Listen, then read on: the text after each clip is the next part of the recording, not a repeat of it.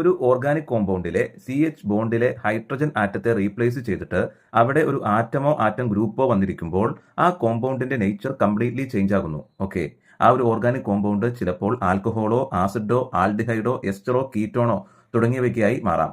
ഇത്തരത്തിൽ ഓർഗാനിക് കോമ്പൗണ്ടിന്റെ നേച്ചർ തീരുമാനിക്കുന്ന ആറ്റം ഓർ ആറ്റം ഗ്രൂപ്പ്സിനെയാണ് ഫംഗ്ഷണൽ ഗ്രൂപ്പ് എന്ന് പറയുന്നത്. നമുക്ക് വളരെ പ്രധാനപ്പെട്ട ചില ഫംഗ്ഷണൽ ഗ്രൂപ്പുകൾ ഒന്ന് പരിചയപ്പെടാം. നമുക്കിവിടെ ആദ്യം കാണാൻ കഴിയുന്ന ഒരു ഫംഗ്ഷണൽ ഗ്രൂപ്പ് ആകുന്നു SH. Sulphur hydrogen atom group ആകുന്നു SH ഫംഗ്ഷണൽ ഗ്രൂപ്പ്. ഇത് തിയോൾ എന്ന ഫാമിലിയിലാണ് SH ഫംഗ്ഷണൽ ഗ്രൂപ്പ് വരുന്നത്.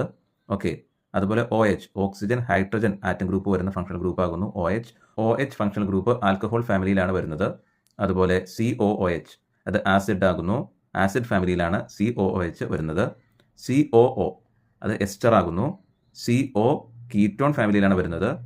O ഈതർ ഫാമിലിയിലും CHO ആൽഡിഹൈഡിലുമാണ് വരുന്നത്.